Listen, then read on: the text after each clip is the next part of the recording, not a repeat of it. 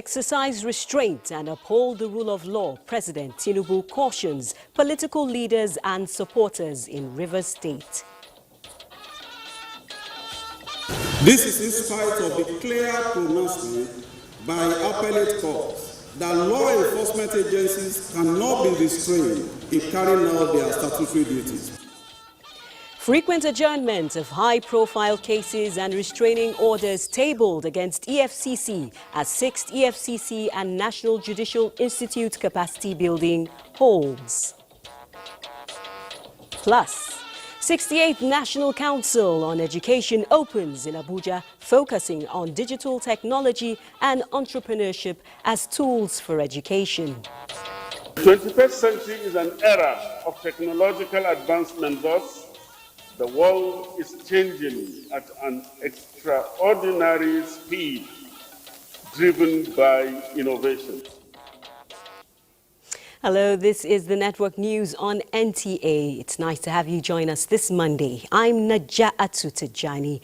Reading with me tonight is Michael Olaleye from Lagos. And Musa Abubakar has news from the economy sector. Musa, how's the sector today? Equities market start the week bullish as oil prices extend gains. Well, hold that thought as Ayodeji Makinde will update us on happenings in the world of sports. Ayo, what's trending in the sporting arena? Eyimba International of Aba have a tough ask in their bid to win the CAF Confederation Cup, surely. All right, then, we look forward to the details in the course of the news. Meanwhile, remember that this broadcast is being streamed live on our Facebook page, and you can follow us on our social media handles displayed on the screen.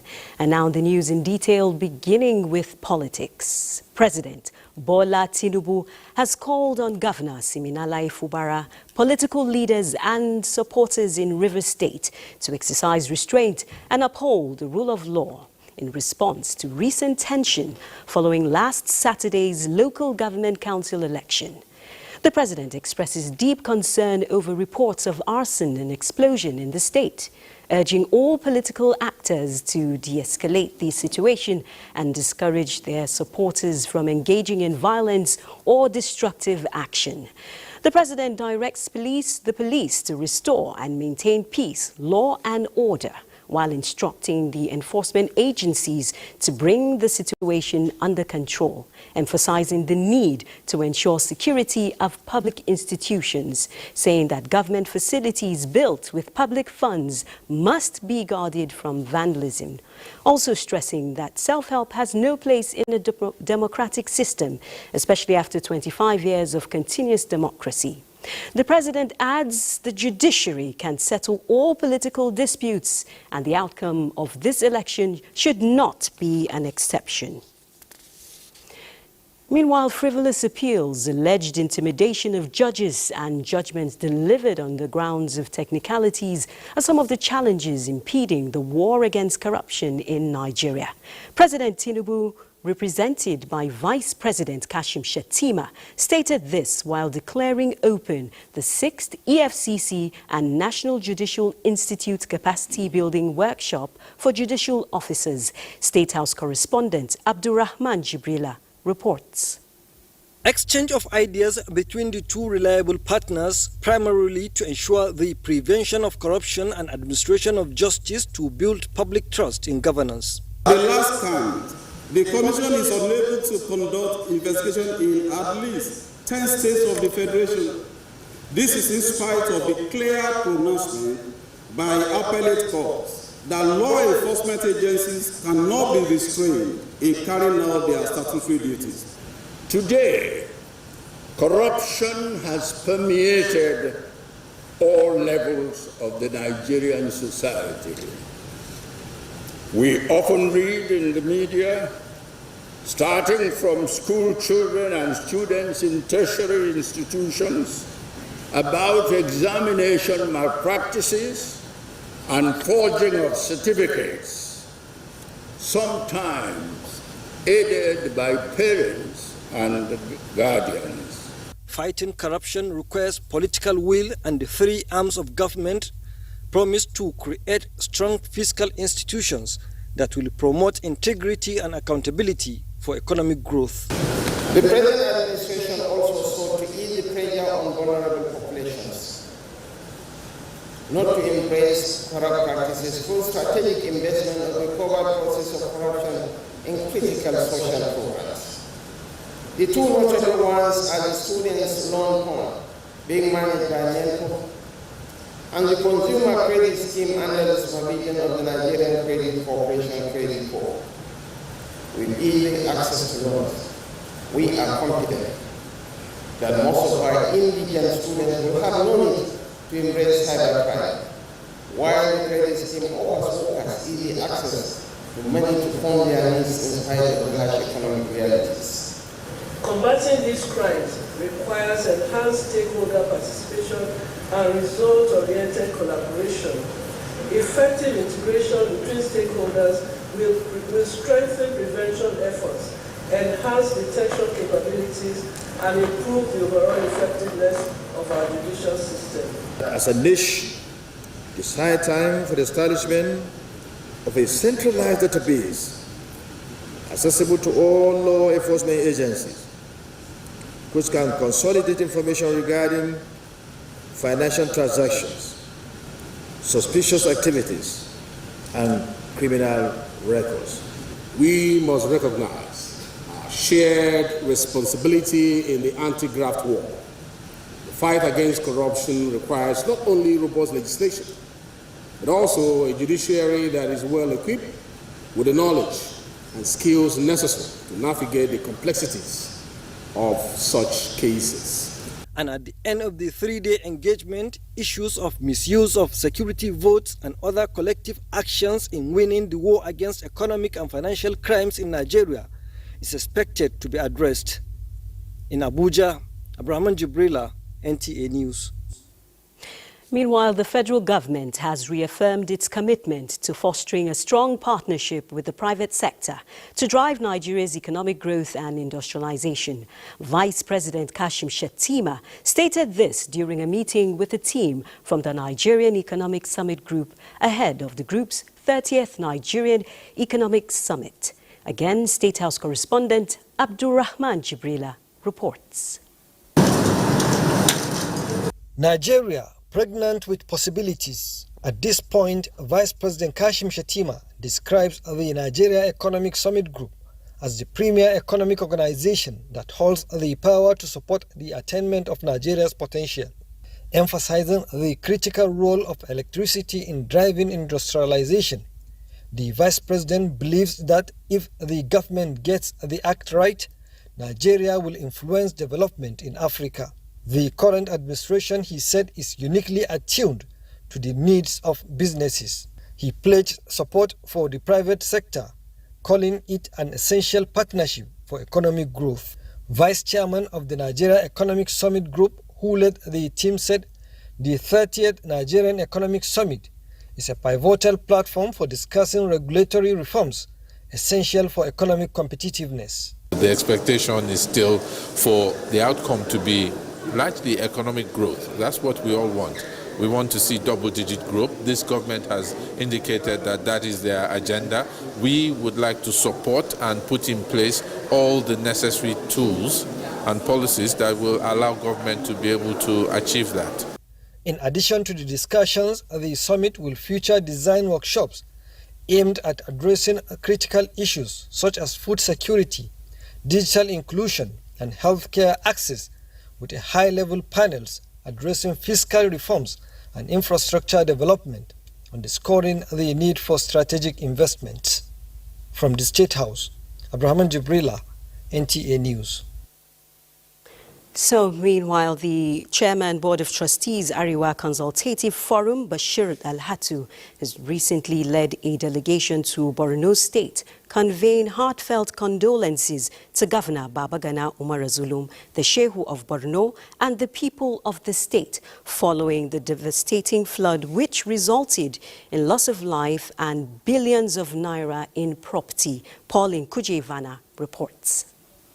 Established in 2000, the Arewa Consultative Forum promotes unity and strengthens bonds within northern Nigeria, advocating for an indivisible nation. Chairman Board of Trustees of the Forum, Bashir Delhatu, who led other members to Maiduguri for a sympathy visit on the government, traditional council and people of Borno, equally extended condolences to those who lost loved ones in the floods, urging them to take solace in God. What affects Borno, Maiduguri, affects everybody in this country, but particularly affects us in the northern region. So it's only right that the people of Borno understand that they are not alone.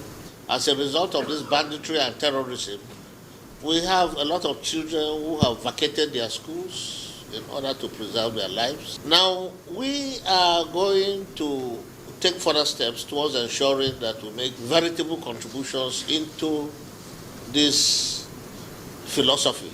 He praised Governor Zulum and the Shehu of Borno for their warm reception and the governor's swift response to the disaster, providing timely relief and support to those in need. Thereafter, the forum went around some of the flood-affected areas, including Mohammed Lawan College of Agriculture, to assess the extent of the flooding's impact. In Maiduguri, Paul Nkujevana, NTA News. Vice President Kashim Shettima has restated the present administration's commitment to addressing core challenges of food security in Nigeria, especially the menace of malnutrition. The Vice President stated this when he received a delegation from the World Food Programme led by Executive Director Cindy McCain at the Presidential Villa. State House correspondent Abdurrahman Jibrila reports.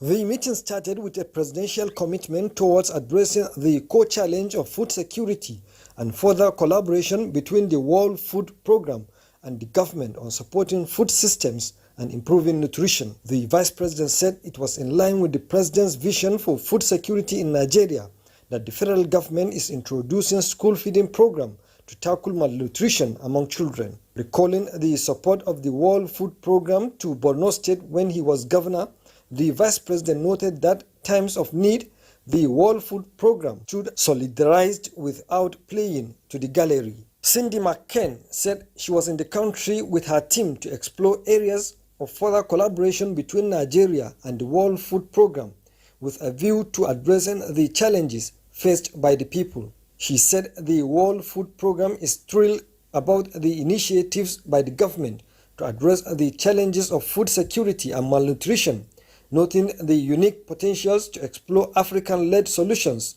to the challenges is exciting and commendable. We visited the North yesterday and were able to see firsthand what's needed, but also we talked about a long-term strategy to help Nigeria feed its population and help them help themselves too. So it was a very good discussion. He's very charming and lovely, and he certainly is very supportive of what the World Food Programme does. She pledged the organization's continued support and partnership with authorities at different levels in Nigeria to help alleviate the sufferings of the people, especially in the areas affected by conflict. From the State House, Abdurrahman Jibrila, NTA News. 424 households comprising 3,383 people from 10 communities drawn from Konduga IDP camp have been resettled at an estate of 500 houses in Konduga town. Governor Baba Gana Umar Zulum inaugurated the estate and the resettlement exercise, warning the beneficiaries not to sell the houses. Mohammed Goni reports. The 424 male and female heads of households, beneficiaries of the two-bedroom semi-detached houses, also receive food and non-food items as well as 50,000 naira, while 397 housewives got 20,000 naira in addition to the food and non-food items. Nawan Ali and Zara Mai were among the elated beneficiaries and expressed gratitude to the Borno State government for returning them to normal life after spending years at IDP's camps. Governor Zulum said the resettlement of the 10 communities signaled commencement of closure of camps in Kandiga and reiterated commitment to resettling displaced communities before the end of his tenure. Very soon, Borno State government in collaboration with the local government council, Kandiga local government council, we'll start the construction of Aulari village. Permanent Secretary in the Ministry of Reconstruction, Rehabilitation and Resettlement, Lawan Ali Gwani, noted that the resettlement of the 3,383 people cutting across age and gender is voluntary and done in a dignified manner. Elder statesman Kaka Malam Yali and Kandiga local government chairman Abba Abari appreciated Governor Zulum for the developmental projects in the area.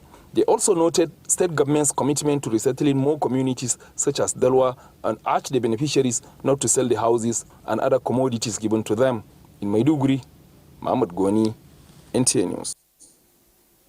Now to a natural phenomenon which causes displacement in Nigeria, which has experienced significant seasonal flooding throughout 2024, with quite a number of casualties, particularly the recent case in Maiduguri, Borno State. Ilyasu Ali Yakubu brings us the facts and figures of flood across Nigeria in recent times. Ilyasu. Thank you, Neja. Let's now bring you up to speed on the flood devastation, that ravage most part of the country as of today, the 7th of October 2024, which indicates that 1,219,467 people were said to have been affected, with 677,783 displaced. Maiduguri, the Borno State capital, was considered one of the worst hit areas as a result of the breakage of Alao Dam, displacing over 2 million people. A statement from the National Emergency Management Agency indicates that 201 local government areas and in 31 states are considered to be, seriously devastated. Now let's look at the key, affected areas, which include Adamawa, Anambra, Akwa Ibom, Bayelsa, Benue, Nasarawa, Kogi, Niger, Cross River, among other cities like Abuja, Lagos, and Asaba also saw urban flooding due to poor drainage system. Let's look at the impact, on agriculture, for instance. The floods have damaged over 106,725 houses and 162,873 hectares of farmland, exacerbating food insecurity in the affected areas. There is concern about the rising food prices due to crop losses. Let's now look at the death toll as a result of this devastation. It indicates that 310 persons are said to have died, with 2,716 persons injured. Well, from these, we also look at the effort made by the National Emergency Management Agency with support of international organizations like UNICEF and USAID, provided urgent food, health, and water sanitation assistance. 12,000 metric tons of food have been delivered to this effect. Well, Najatu, you will agree with me that these figures we've just presented will continue to increase because of the fact that attention has now been shifted to the north-central zone of the country, to the southwest, southeast, and south-south as a result of release of water from Lagdo Dam in Cameroon. So over to you, Najatu. Thank you, Ilyasu Ali Yakubu, our disaster management correspondent. Those figures are rather alarming, Ilyasu, and I hope, as you say, since the relevant authorities are on top of the situations, the figures will not increase. Thank you, Ilyasu. Thank you very much. And now, away from climate matters, let's talk capital markets, as the Senate Committee on Capital Markets has commenced an oversight of Nigeria's capital market financial integrity, visiting the Investment and Securities Tribunal and the Securities and Exchange Commission. Ignatius Nkwo reports. The Senate Committee on Capital Markets arrived at the headquarters of the Securities and Exchange Commission with one goal in mind: ensuring that Nigeria's capital market remains vibrant, transparent, and catalyst for economic growth, and to measure the pulse of a market that beats at the heart of the nation's economy. Since our assumption of office, we have reduced the time to markets, which is a significant element in companies, for companies coming to the market. Commend you and your team, particularly this issue of municipal bond development. I'm sure that most people do not know that local governments can issue bonds. Within the halls of the Securities and Exchange Commission, conversations surged like the stock market itself, touching on reforms, stability, and the hopes of creating a sanctuary for both local and foreign investors. At the Investment and Securities Tribunal, the narrative shifted. Justice for capital market disputes, swift and certain, was the focus on the special tribunal established in 2007. Because of that budgetary constraint, regrettably, this tribunal has not been able to even train its members. Your cry of underfunding is well noted here. We have decried this envelope budgeting system. I urge the tribunal to continue to uphold the highest standard of integrity, professionalism, with a view to building and sustaining the investors' confidence. In their discussions, there was an undertone of urgency, a shared understanding that the market's integrity hinges on swift conflict resolution. Ignatius Nkwo, NTA News. Nigeria's First Lady, Senator Oluremi Tinubu, has been at the forefront of championing the cause of women and youth on issues ranging from economic empowerment, education inclusion, and improved healthcare services. The 79th United Nations General Assembly, which just ended in New York, offered her another opportunity to seek partnership, support, and grants which will improve the lives of women and youth. In that area is something I believe that we really want to do so that we can have school enrollment up. Of a SOA, a 25-minute special program on this mission comes up on the network service of the NTA tomorrow, Tuesday, 8th October 2024. Stay tuned, don't miss it. And still to come, Gombe State Government takes steps to end industrial action by state chapter of Academic Staff Union of Universities. Details after the break. And now to food security. The federal government has launched the distribution of more than 1,000 bags of rice in Katsina State. Awal Halluru reports that the distribution intends to address food security concerns, particularly in light of socio-economic factors. The initiative targets vulnerable women, youth groups, and various segments of the population, aligning with the renewed hope agenda of President Bola Ahmed Tinubu. The intervention is also expected to bring relief to many households struggling to access basic necessities, particularly in rural areas. Senior Special Assistant to the President on Political Matters and Chairman of the Distribution Committee emphasized the focus of the initiative on supporting vulnerable individuals. The President appreciates your support and continued cooperation and at this trying moment, one, the federal government is working hard to ensure that Nigeria is put on the right track.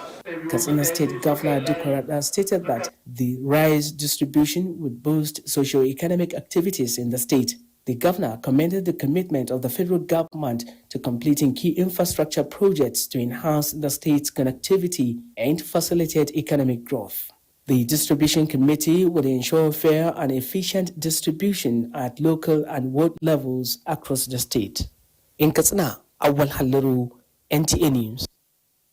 And still on food distribution, the National Commission for Refugees, Migrants and Internally Displaced Persons has launched the distribution of food and non-food relief items to affected persons taking refuge in Sardona local government area of Taraba State. Ado Adamu also has details. According to the Commission, Taraba State is hosting about 21,000 refugees scattered across 4 local government areas of Kurmi, Takum, Usa, and Sardauna. The distribution is necessitated by the federal government desire to relieve the vulnerable in the face of global economic challenges. In line with our care and maintenance programs, we are doing our part to support those who need assistance the most. The effect aligns with the renowned hope agenda of President Bola Ahmed Tinubu. Beneficiaries who are full of gratitude for the intervention appealed for more. We're happy well. Note should be taken that all refugees are vulnerable, but among us, we still have the ones who are most vulnerable. Yeah, I'm so excited. We thank God. Stakeholders at the distribution exercise encouraged the targeted beneficiaries to use the agrochemical support given to them to go into farming in order to fight hunger. With this assistance, we are encouraged and we'll do more. The farm tools that are given to them, they should please take care of it, maintain it, use it effectively. The Commission's officials are expected to take the distribution exercise to the accredited hinterlands of the local government to cover the targeted population. In Jalingo, Ado Ademo, NTA News. Now to education, where digital and entrepreneurship skills have become a focal point in recent discussions in its future in Nigeria. At the 68th National Council on Education meeting held in Abuja, like minds highlighted embedding these vital tools into the national curriculum. Zenred Dingmoon reports on the gathering, which focused on digital and entrepreneurship integration.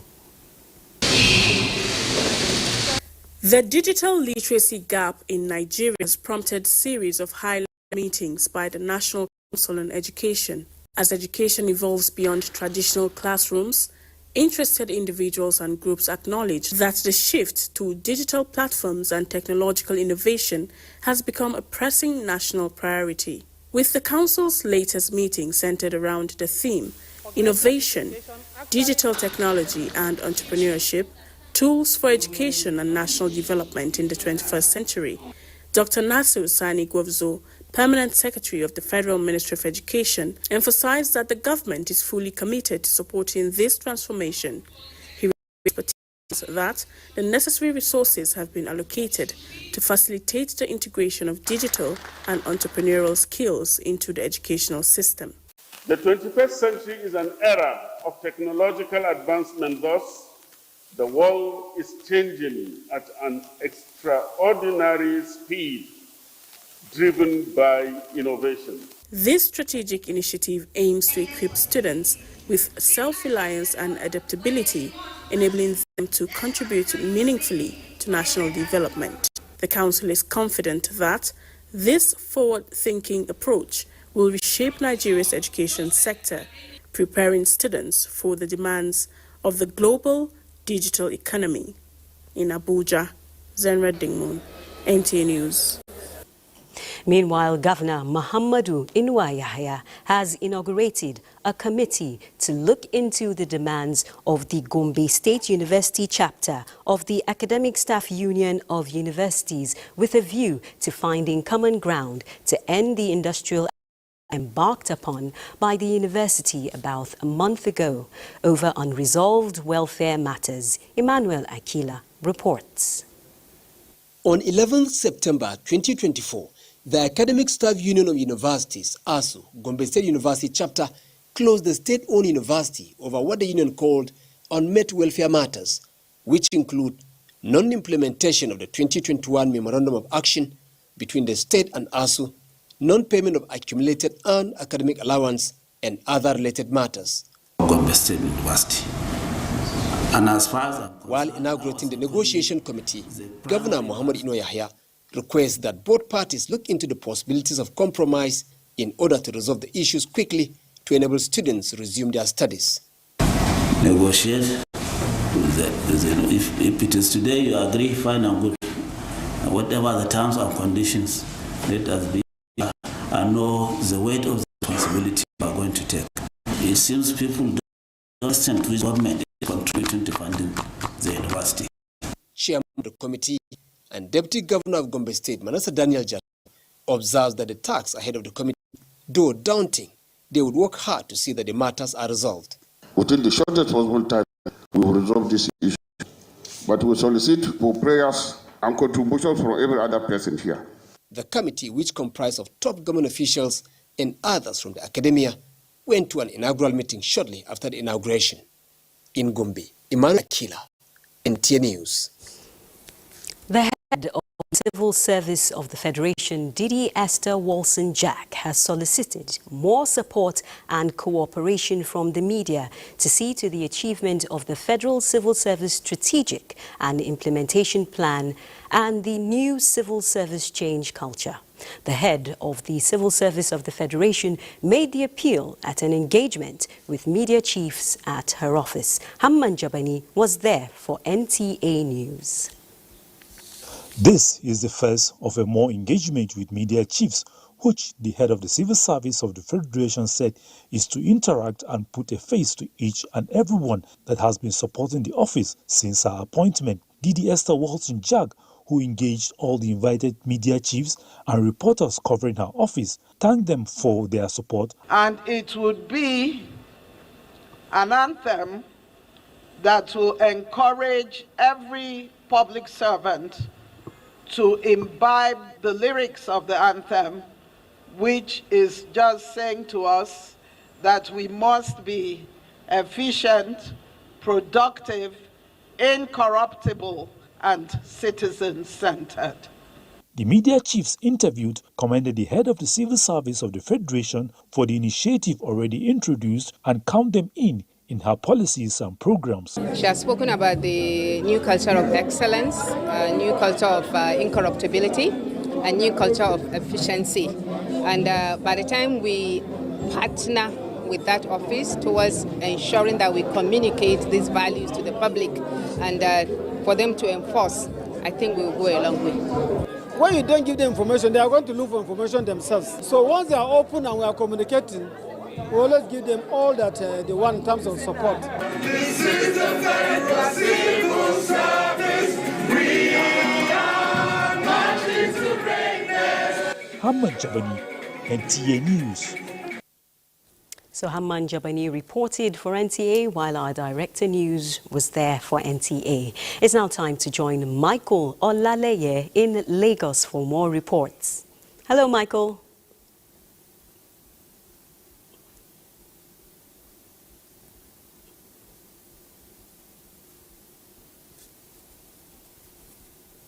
Thank you, Najatu.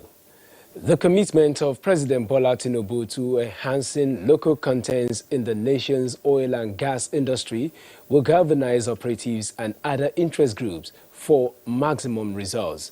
The Executive Secretary, Nigerian Content Development Monitoring Board, NCDBM, Engineer Felix Omashola Agbe, while emphasizing synergy from stakeholders, urged them to complement the stance of the president.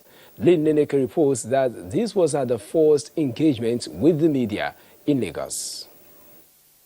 For Nigeria to achieve the maximum in local content as it applies to the oil and gas industry, there is need for strong collaborations between operatives in the industry, universities and research institutions, the media, as well as other stakeholders. The Executive Secretary, Nigerian Content Development Monitoring Board, highlighted this and emphasized expanding the capacities of both human and materials. We intend to increase our initiative to make sure that the cycle time in construction activities in the oil and gas industry, according to the President's directive, is within the 6 months as directed, and at the same time again reduce the cost of contracting and minimize the impact on IOCs in terms of our activities in Nigeria. For the companies who have left the shore of Nigeria, we should be able to bring them back. The industry can also attain the dreams and aspirations of the present administration if monitoring and evaluation is sustained with deliberate efforts to boost production of local content facilities and abide by the legal framework guiding operations. If you are not adding value, whether in form of logistics or some form of preservation or some form of production, manufacturing, you cannot play. Our job is to ensure that all the Nigerian content commitments on projects are followed through to ensure that there is compliance in terms of execution. If we depend totally on importation, then our economy will always be in the doldrums. We are trying to develop Nigerian materials. We are trying to manufacture materials in the country. The regulatory agency is also pushing to strengthen capacity of community-based contractors while making efforts to grant access to funds. In Lagos, Lane Lenake, NTA News. President Bola Tinubu says his focus is currently on restructuring the Nigerian economy for the benefit of citizens rather than on the 2027 general elections. The president spoke through his chief of staff, Femi Gbajabiamila, at the All Progressives Congress 2024 Southwest General Assembly held in Lagos. Joy Kenabakoya reports. The All Progressives Congress Southwest General Assembly, hosted by the Lagos State Governor Babajide Sanwo-Olu, was an opportunity for stakeholders to discuss issues relevant to the development of the party and agree on strategies to enhance good governance in the Southwest Zone. It is our responsibility, not just as a party, but as a people, to work together and to work collaboratively. President Bola Tinubu, who was represented by his Chief of Staff, Femi Gbajabiamila, promised to give consideration to the resolutions from the General Assembly. While acknowledging the current pains of Nigerians, the president emphasized that his tough decisions will in no time bring about economic prosperity. When anybody tells you that why this policy, people are hungry, Mr. President sees it all. He is pained. He has said to tell you that right now he is not thinking of the next election, but that he is thinking of the next generation. One after the other, speakers at the event highlighted the party's achievements in the zone and areas that require more attention. It is the need to appraise our party, how well we are faring, project our future, renew our commitment to the Southwest and Nigeria at large, and collectively strategize for the future. One of the resolutions of this meeting will be, go back to your various states, replicate this kind of a forum. We should go back to that system of continuously meeting at national caucus. The event attracted APC leaders, governors, and National Assembly members from the Southwest. In Lagos, Joy Ken Abapoya, NTA News. Those are the stories from Lagos. Network News continues with Musa on Business News. After this break, do stay. Thanks for being there. Let's now bring you up to speed with business development. Oil prices extended gains on Monday, with Brent nearing $80 to build on last week's steepest weekly jump since early 2023, driven by fears of a wider Middle East conflict and potential disruption to exports from the major oil-producing region. Reuters reports that Brent crude futures rose $1.09 or 1.4% to $79.14 a barrel. U.S. West Texas Intermediate crude futures were up $1.15 or 1.5% at $75.53. WTI had earlier risen by more than $2. Equities market began the first weekday of trading in positive territory. The all-share index advanced by 0.19% to close at 97,706.7 points, as market capitalization inched up to 56.1 trillion naira. At the end of the first weekday of trading on the Nigerian Stock Exchange, a total of 1.3 billion shares in 10,420 deals, corresponding to a market value of 5.5 billion naira were traded. This reflects 4% decline in volume, 8% decline in turnover, but 19% improvement in deals. Tantalizers PLC recorded the highest volume of 1 billion traded shares, followed by United Bank for Africa, Access Holding, Caviton Offshore Support, and Guarantee Trust Holding. And to global stocks, stock slip on Monday as Wall Street struggled to keep the momentum from Friday's rally amid headwinds from rising rates and higher oil prices. Let's now see a summary of global stocks.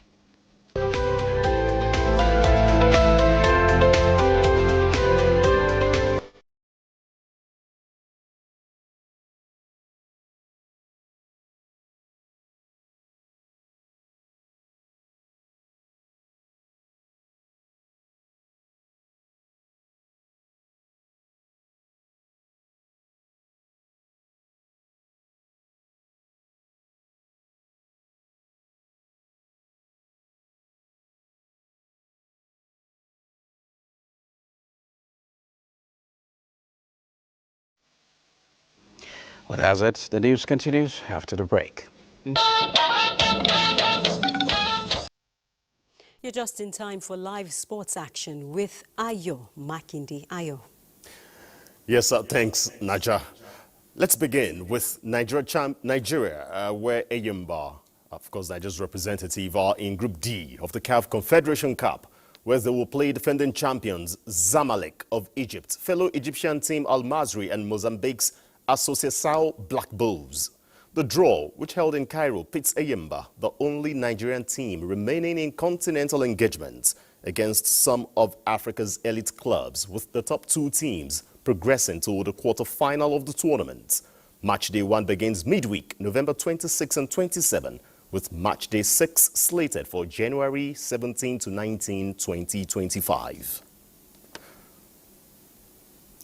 Elsewhere, Dangiwa Boys of Kankia local government area of Katsina State has emerged champions of Dangiwa Cup after beating Musa Musa FC of Daura local government 4-2 on penalties after a 1-0 regulation scoreline. The grassroots tournament aims to empower youth through sports, build harmonious coexistence, and discover footballers who can advance their careers professionally in the Nigerian League. I assure you that among these teams, the professional team in the country are ready to choose some of the players to become some of our national team players. Away from Nigeria, Manchester City claimed a partial victory over Premier League after an arbitration panel ruled on sponsorship deals, also known as Associated Party Transactions, APT. The panel found that parts of the league's APT rules broke British competition law and were also unlawful because clubs were unable to comment on types of data the league would take into account for review. Associated Party transaction rules were designed to maintain the English Premier League's competitiveness by preventing clubs from inflating the value of sponsorship deals with companies linked to their owners. And that's your sports. It's back to Naja. Thank you, Ayo DG. President Bola Tinubu commiserates with the Minister of State, Agriculture and Food Security, Senator Aliyu Sabi Abdullahi, over the passing of the family patriarch, Alhaji Abdullahi Sabi, renowned politician, administrator and traditional ruler. The president in a statement says Alhaji Sabi's lofty contributions to the Borgu Emirate Council and advocacy for peaceful and participatory development will always be remembered.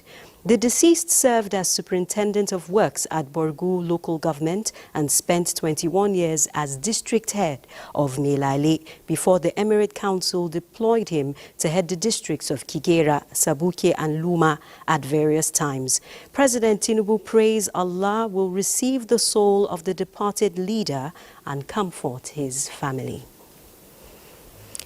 With tears, laughter and stories of a life well lived, many gathered to bid farewell to the founder of Qtix PLC, late Gilbert Obiajulu Uzodike, as he was laid to rest at his country home in Otolo Nnewi in Nnewi North local government area of Anambra State.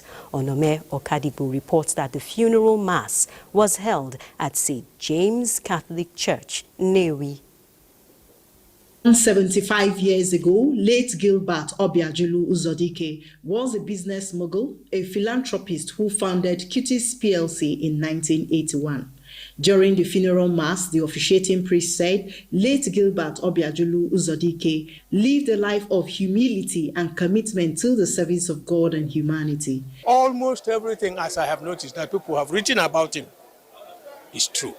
A mentor to many people.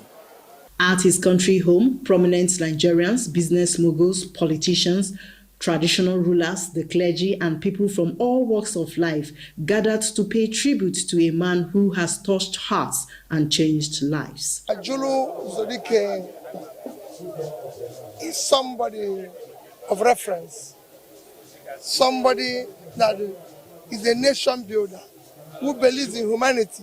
Ajulu was such a nice person who had the interest of this community, Nnewi community at heart. For family members, he was an excellent role model. When you walk into a room and hear people speak of him, he was an achiever. He never starts something, he never finishes. I'll miss his advice and his counsel, and I'll miss the example and inspiration that he was to all of us. Earlier, a night of tribute was organized where family, friends, business associates spoke extensively of his legacies. The 3-day-long funeral came to an end with a Thanksgiving Mass at St. James Catholic Church, Nnewi. Late Gilbert Uzodike is survived by wife, children, and host of other relations. From Nnewi, Onome Okadibo, NTA News. Many Nigerians are expressing shock over the sudden demise of Richard Adamu Tallen, son of the immediate past Minister of Women Affairs, Dame Pauline Tallen, at the prime age of 42. Ngozi Technical reports. The home of the former minister, Pauline Tallen, was agog with friends, political associates, and other sympathizers who came in their numbers to console with one of their own over the death of her only son, Adamu. Among the dignitaries are the Secretary to the Government of the Federation, former First Lady Dame Patience Jonathan, former Vice President and wife, senators, among others. We're all here to commiserate and then condole our sister, Pauline Tallen. The Almighty Lord will replace this boy with multitude of blessing. We pray that may Almighty Allah grant him eternal rest. Then Pauline Tallen is like the only sister I have in the whole world. And losing her only son, a part of me went off. Adamu Tallen died in the early hours of Sunday after a brief illness, leaving behind his mother, wife, 3 children, among other relatives. Ngozi Technical, NTA News. Vice President Kashim Shettima has described the death of Richard Adamu Tallen, son of former Minister for Women Affairs Pauline Tallen, as shocking, as he prays Almighty Allah grant the soul of the deceased peaceful rest. The Vice President made the condolence visit to the minister. And on that note, we conclude the network news on NTA. Thank you for watching.